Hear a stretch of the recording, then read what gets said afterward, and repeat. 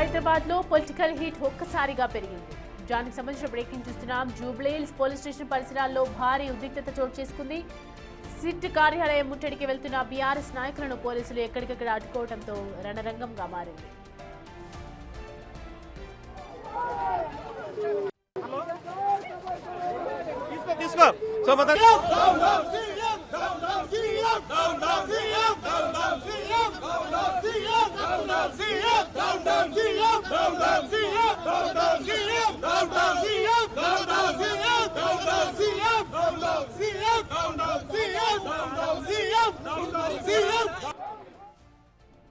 ముఖ్యంగా జూబ్లీహిల్స్ చట్నీస్ హోటల్ దగ్గర బీఆర్ఎస్ నాయకులు రోడ్డుపైనే బైఠాయించి పోలీసుల తీరుకు వ్యతిరేకంగా నిరసన తెలుపుతున్నారు. మరోవైపు పోలీసులు భారీగా బారికేడ్లను మోహరించి ఎవరిని లోపలికి అనుమతించడం లేదు. ఇరు వర్గాల మధ్య తోపులాట జరగడంతో జూబ్లీహిల్స్ రోడ్ నెంబర్ 36లో ట్రాఫిక్ పూర్తిగా నిలిచిపోయింది.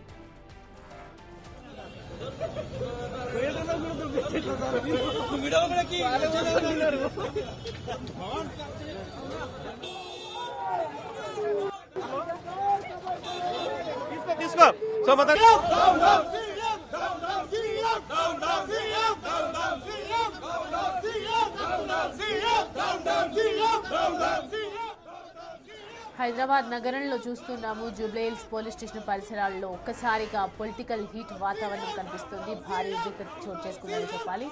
సిట్ కార్యాలయం ముట్టడికి ఇటు వెళ్తున్నటువంటి బీఆర్ఎస్ నాయకులను పోలీసులు ఎక్కడికక్కడ అడ్డుకుంటున్నటువంటి దృశ్యాలు మనం చూస్తూ ఉన్నాము. ఒక్కసారిగా హీట్ ఎక్కింది, రణరంగంగా మారిందని చెప్పాలి.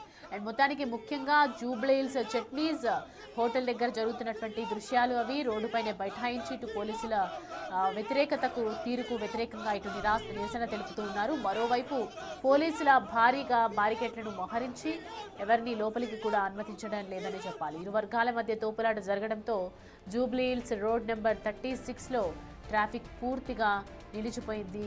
ఎంతసేపటి నుంచి బైఠాయిస్తూ నిరసన వ్యక్తం చేస్తున్నారు. వాళ్ళందరినీ అదుపులోకి తెచ్చే ప్రయత్నం చేస్తున్నప్పటికీ కూడా ఇటు బీఆర్ఎస్ నాయకుల తీరు మాత్రం ఉద్రిక్తంగా మారిందని చెప్పాలి. బీఆర్ఎస్ నాయకులందరినీ కూడా అడ్డుకుంటున్నటువంటి తీరుని మనము చూస్తూ ఉన్నాము.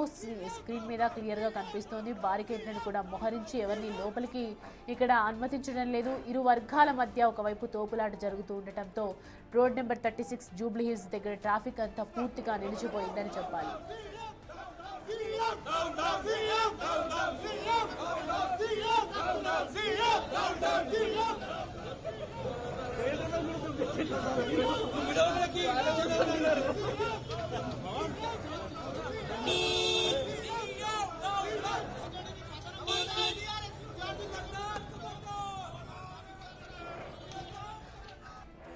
జూబ్లీహిల్స్ పోలీస్ స్టేషన్ పరిసరాల్లో భారీ ఉద్రిక్తత పరిస్థితులు చోటు చేసుకున్నాయి. ఇటు సిట్ కార్యాలయం ముట్టడికి బీఆర్ఎస్ నాయకులు వెళ్తున్నటువంటి దృశ్యాలు మనం చూస్తూ ఉన్నాము. అప్పటికి పోలీసులు ఎక్కడికక్కడ అడ్డుకోవడంతో మరి కాస్త ఉద్రిక్తంగా మారింది, రణరంగంగా మారిందని చెప్పాలి. పొలిటికల్ హీట్ ఒక్కసారిగా జూబ్లీహిల్స్ వాతావరణంలో చోటు చేసుకునేసరికి ఇటు రాజకీయ ప్రకంపనలు సృష్టిస్తోందని చెప్పాలి. ముఖ్యంగా జూబ్లీహిల్స్ చట్నీస్ హోటల్ దగ్గర బీఆర్ఎస్ నాయకులు ఇక్కడ రోడ్డుపైనే బైఠాయించినటువంటి దృశ్యాలు మనం చూస్తూ ఉన్నాము. పోలీసుల తీరుకు వ్యతిరేకంగా నిరసన తెలుపుతూ ఉన్నారు. మరోవైపు పోలీసులు భారీగా బారికేడ్లను ఇటు మోహరించినప్పటికీ కూడా ఎవరిని లోపలికి అనుమతించకపోయినప్పటికీ కూడా ఇరు వర్గాల మధ్య తోపులాట జరుగుతుంది జూబ్లీహిల్స్ రోడ్డు ప్రాంతంలో.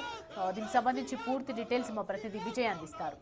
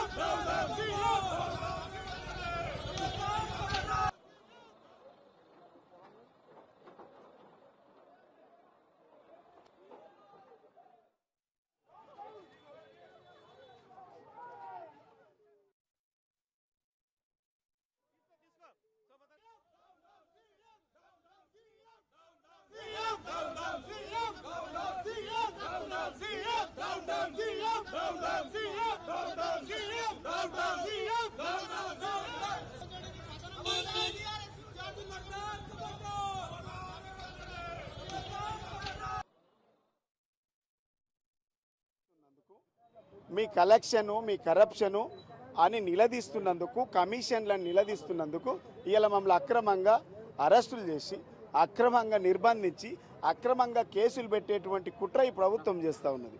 నిజంగా చిత్తశుద్ధి ఉంటే హైకోర్టు కొట్టేసింది ఫోన్ ట్యాపింగ్ పైన, సుప్రీంకోర్టు కొట్టేసింది. అయినా ఇవాళ మీరు మళ్ళీ నోటీసులు ఇచ్చిండ్రంటే ఈ ప్రభుత్వానికి పాలన చేయడం చేత కాదు. ఇది అసమర్థ పాలన. అసమర్థులు ఎప్పుడైనా కూడా చిల్లర పనులకు దిగజారుతారు. ఎప్పుడైనా వీరుడు అనేటోడు యుద్ధంలో గెలుస్తాడు. అసమర్థులు చిల్లర పనులు వెతుక్కుంటాడు. ఈ ప్రభుత్వానికి ప్రజలకు ఇచ్చినటువంటి పనుల మీద దృష్టి సాధించలేక, పనులు అమలు చేయడం చేతగాక ఇలా ప్రభుత్వం చిల్లర పనులకు దిగజారుతూ ఉన్నది. ఈ చిల్లర పనులు దిగజారడాన్ని మీ కుంభకోణాలు ఈ రాష్ట్రంలో దాదాపుగా సగానికి పైగా డిపార్ట్మెంట్లలో అవినీతి కుంభకోణం జరిగింది. ప్రతి డిపార్ట్మెంట్లో జరిగింది.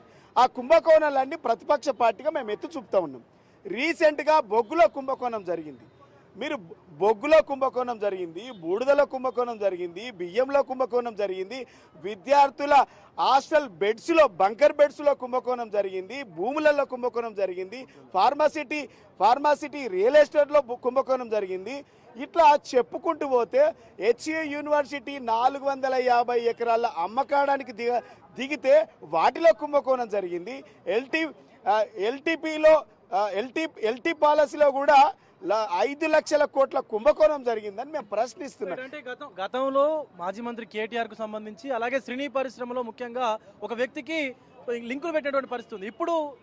ఇప్పుడున్నటువంటి క్యాబినెట్ లో ఒక మినిస్టర్ కి, ఒక ఐఏఎస్ అధికారికి పెడితే మాత్రం చాలా ఘాటుగా వ్యాఖ్యలు చేశారు. ఈవెన్ ప్రభుత్వానికి సంబంధించిన నాయకులు కూడా చాలా తీవ్రంగా స్పందించినటువంటి పరిస్థితి. సో దీనికి డిఫరెన్స్ మరి చూపించకుండా ఎందుకున్నటువంటి ఇప్పుడు తీగడు లాగితే డొంకద్ద కదిలినట్టు ఒక్క దగ్గర దొరికితే మొత్తం వ్యవస్థ బయటకు వస్తూ ఉన్నది.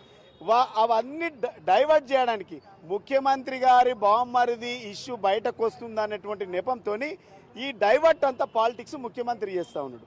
దావూద్స్కెళ్ళి ముఖ్యమంత్రి ఏ స్క్రిప్ట్ అయితే రాసిస్తుండో పాపం పోలీస్ అధికారులు గదే చదువుతుండ్రు, గదే ఇక్కడ ఇంప్లిమెంటేషన్ చేస్తూ ఉన్నారు. పోలీసుల పాత్ర ఇలా శూన్యం. ముఖ్యమంత్రి గాంధీ భవన్కి వెళ్ళి మాత్రమే ఇక్కడ స్క్రిప్ట్ రాస్తూ ఉన్నారు. ఆ స్క్రిప్ట్ పోలీసులు పాపం నానా అవస్థలు పడుకుంటూ ఆ స్క్రిప్ట్ చదవడానికి, ఇంప్లిమెంటేషన్ చేయడానికి బద్ధంగా ఉన్నటువంటి సంస్థలను కూడా తుంగలో దొక్కేటువంటి పరిస్థితులు కనబడుతూ ఉన్నది. ఇది ముఖ్యమంత్రి చీప్ పాలిటిక్స్, డైవర్ట్ పాలిటిక్స్. ఎన్నికలు ఉన్నాయి, ఎన్నికలు ఎట్లాగో టీఆర్ఎస్ పార్టీ గెలుస్తుంది. ఆ మెజార్టీ రాకుండా ఉండాలంటే సర్పంచ్ ఎన్నికల్లో మొన్న మెజార్టీ వచ్చింది, మళ్ళీ మున్సిపాలిటీ ఎన్నికల్లో కూడా బీఆర్ఎస్ పార్టీ వస్తుందేమనేటువంటి భయం కొద్దీ ఇవన్నీ కంట్రోల్ చేయడానికి ముఖ్యమంత్రి చేస్తున్నటువంటి చిల్లర పాలిటిక్స్. ఇప్పుడు ఎన్నికలు వచ్చిన ప్రతిసారి ఒక కేసు గుర్తొస్తుంది అనుకోవచ్చా? ఎన్నికలు వచ్చిన ప్రతిసారి ఒక స్టంట్ కావాలా, పొలిటికల్ డ్రామా కావాలా? రేవంత్ రెడ్డి గారు ఆనాటి కాంగ్రెస్ పెద్దలందరూ కూడా ఇచ్చిన 6 గ్యారంటీలు, 420 హామీలు అన్ని గాలికి వదిలేసి ఇచ్చిన ఏ ఒక్క హామీ కూడా కనీసం గుర్తులేదు కాంగ్రెస్ నాయకులకు, కాంగ్రెస్ ప్రభుత్వ పెద్దలకు. దానికి ఉదాహరణే ఈ పొలిటికల్ డైవర్షన్ స్టంట్లు. ఫార్ములా ఈ కేసు ఓసారి మనం చూసినాము, పొలిటికల్ డ్రామా. సరిగ్గా సర్పంచ్ ఎన్నికల టైంలో ఒక డ్రామా, ఇప్పుడు మున్సిపల్ ఎన్నికల టైంలో మరో కొత్త డ్రామా. ఇంతకుముందు మీరు అడిగిన ప్రశ్న, గతంలో కేటీఆర్ గారికి సినీ పరిశ్రమలో ఉన్న కొంతమంది హీరోయిన్లకు సంబంధించిన విషయంలో ఎన్ని ఆరోపణలు చేసినారు, అవాస్తవాలు ప్రచారంలో పెట్టినారు ఆ రోజు. మరి ఇవాళ ఒక మంత్రికి, ఒక ఐఏఎస్ అధికారి ఒక వార్త వస్తేనే ఇవాళ ఇంట్లో ఎంతమంది బాధపడుతున్నారు. ఇవాళ సాక్షాత్తు ప్రభుత్వ పెద్దలే మాట్లాడుతున్నారు కదా. మరి తన దాకా వస్తే గానీ కాంగ్రెస్ ప్రభుత్వంలో పెద్దలకి నొప్పి తెలియలేదు.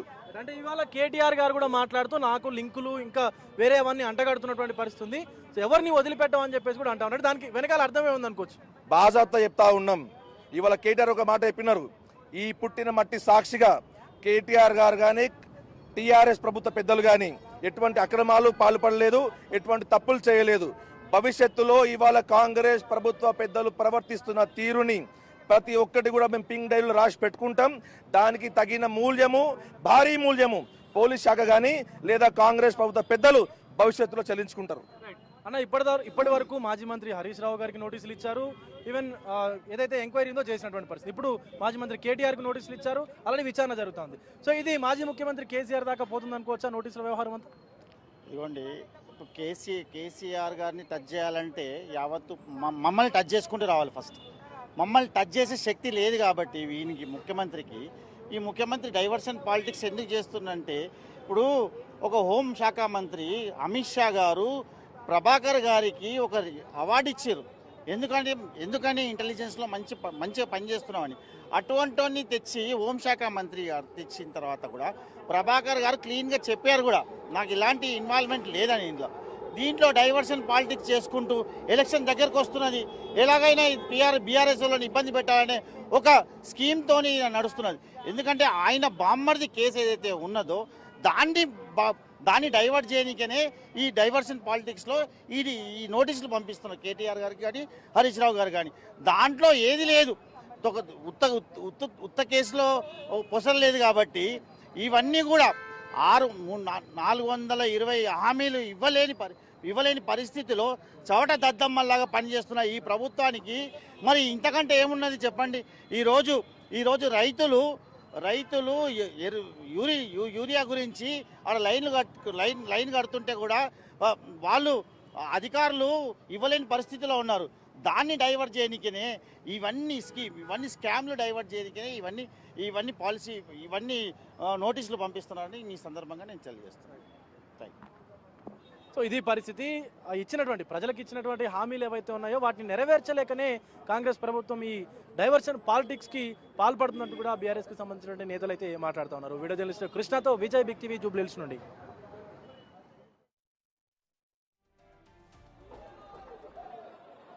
కేటీఆర్ని